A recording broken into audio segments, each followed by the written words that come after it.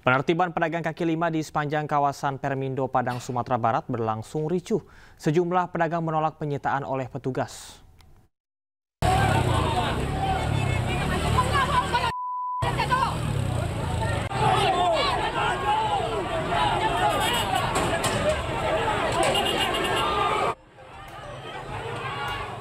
Kericuhan penertiban pedagang kaki lima terjadi di sepanjang kawasan Permindo, Padang, Sumatera Barat.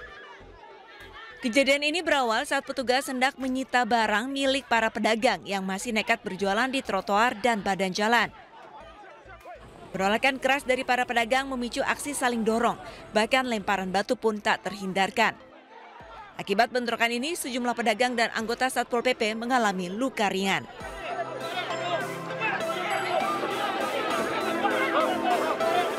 Sebelum penertiban, Satpol PP telah melayangkan surat peringatan kepada para pedagang agar tidak lagi berjualan di kawasan tersebut. Namun, imbauan itu tidak digubris. Penertiban dilakukan demi kelancaran arus lalu lintas yang selama ini terganggu akibat aktivitas jual beli di trotoar. Hingga saat ini belum ada solusi konkret dari pemerintah daerah terkait penataan pedagang di kawasan tersebut. Pemirsa, banjir bandang menerjang kawasan wisata Lembang di Kabupaten Bandung Barat, Jawa Barat. 1 unit rumah hanyut terbawa derasnya air dan seorang petani dinyatakan hilang. Sementara puluhan rumah warga terendam banjir.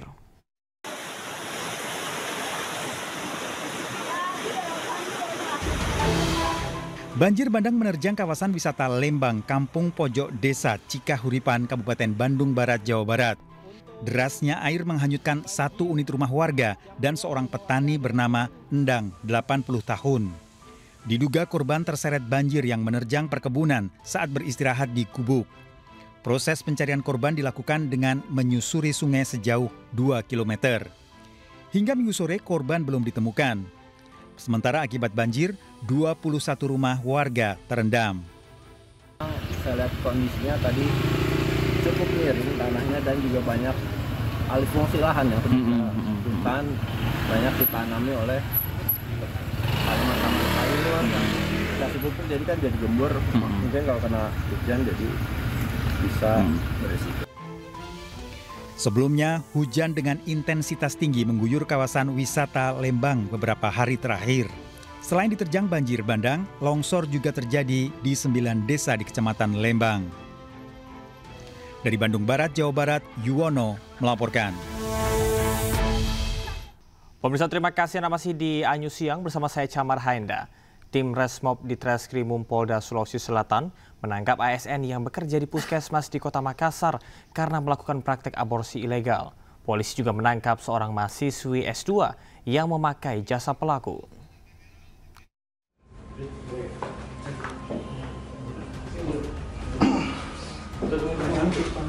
Polisi menangkap seorang ASN yang bertugas di salah satu puskesmas di Kota Makassar, Sulawesi Selatan yang diduga melakukan praktek aborsi ilegal. Pelaku ditangkap di sebuah penginapan di Jalan Urip Sumoharjo, Kecamatan Panakukang, Makassar. Saat melakukan tindakan aborsi, pelaku biasanya memesan kamar hotel. Pelaku mematok tarif antara 2,5 juta hingga 5 juta rupiah.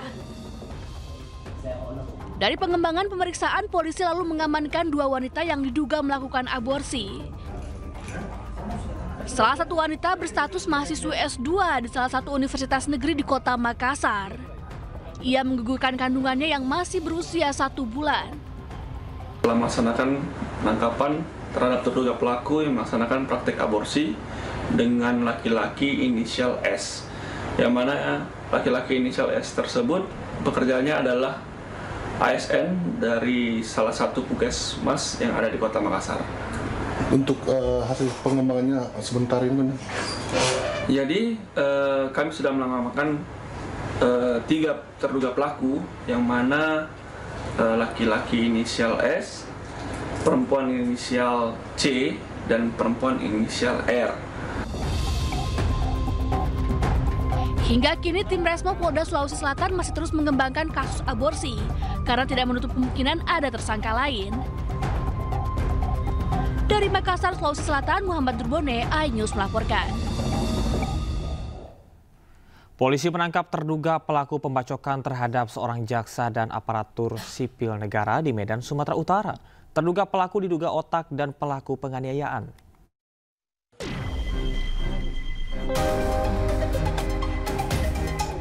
Tim gabungan Polda Sumatera Utara menangkap terduga pelaku pembacokan jaksa dan ASN Kejaksaan Negeri Deli Serdang di Jalan Pancing, Kota Medan.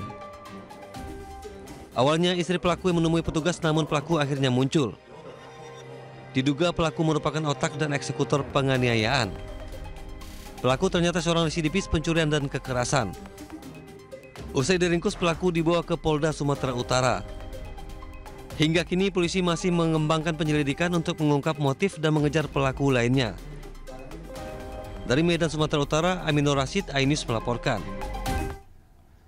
Sebelumnya seorang jaksa dan satu staf pegawai yang bertugas di kantor Kejaksaan Negeri Deli Serdang, Sumatera Utara menjadi korban pembacokan orang yang tidak dikenal. Kedua korban dibacok saat memanen sawit di ladangnya di Kabupaten Serdang Bedagai, Sumatera Utara.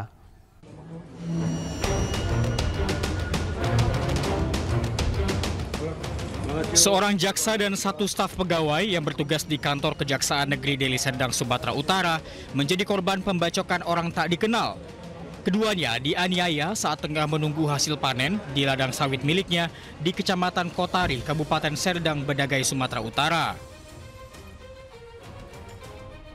Dua pelaku datang ke lokasi ladang dengan mengendarai sepeda motor dan membawa tas pancing yang berisikan senjata tajam jenis parang. Salah seorang pelaku mendatangi korban jaksa yang sedang duduk di gubuk lalu menganiayanya. Sementara rekan jaksa yang ada di sekitar lokasi mencoba membantu, namun mengalami luka bacok di lengan kiri. Warga dan pekerja langsung membawa kedua korban ke Rumah Sakit Umum Daerah Amri Tambunan untuk mendapatkan perawatan. Vario, dua naik ke atas. Bilang kawan itu, ada kawanku satu lagi. Bang, kenapa tangannya berdarah? Udah aman, kata dia. Rupanya nggak lama, dibawa teriak. Nggak tolong. Mau main dibacok, katanya gitu. Coba kejar itu, kejar ya kan. Gue bilang, kalau dia ngejar, aku yang ke bawah nolong abang itu, gue bilang. Saat ini, petugas kepolisian dari Polda Sumatera Utara dan Polres Serdang Bedagai langsung memburu kedua pelaku. Dari Serdang Bedagai, Wahyu Rustandi, iNews melaporkan. Kita ke informasi selanjutnya. Pemirsa, polisi mengungkap praktek pemalsuan air kemasan galon di Kabupaten Bekasi, Jawa Barat. Satu orang pelaku diamankan berikut puluhan galon air mineral palsu siap jual.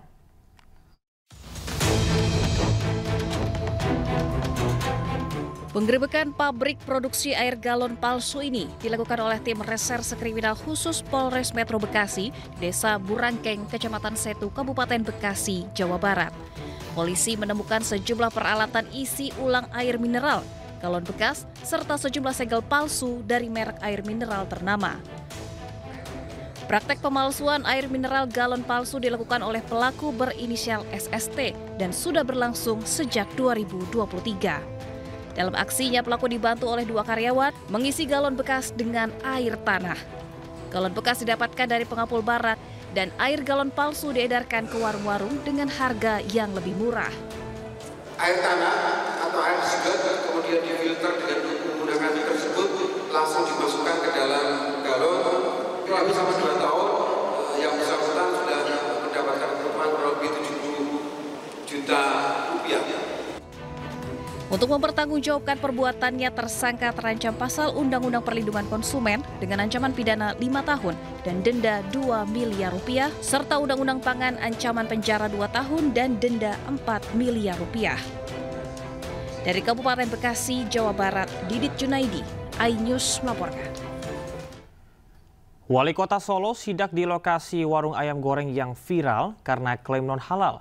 Usai sidak, Wali Kota langsung menutup gerai yang sudah beroperasi sejak tahun 60-an tersebut.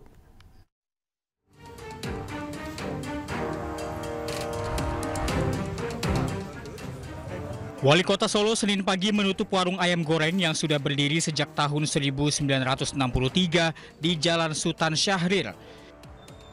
Saat dilakukan sidak oleh Wali Kota, didampingi Satpol PP dan jajaran Pemkot, pemilik sedang tidak berada di tempat.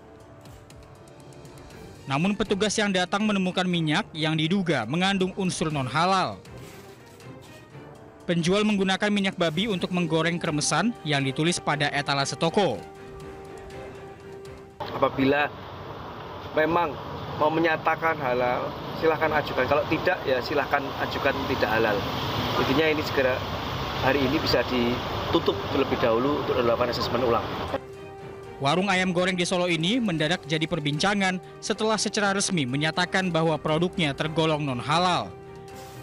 Belum nggak ada tulisannya, kita nggak tahu kalau itu apa minyak babi, nggak tahu. Jadi sangat kecewa. Istimewanya apa sih Mas? Rasanya gimana Mas? Beda dengan yang ya, beda. Pengunjung pun dibuat kecewa dengan klaim non-halal yang baru dibuat setelah bertahun-tahun lamanya.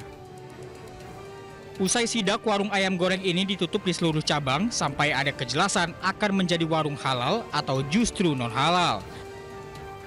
Dari Solo, Jawa Tengah, Septiantoro, iNews melaporkan.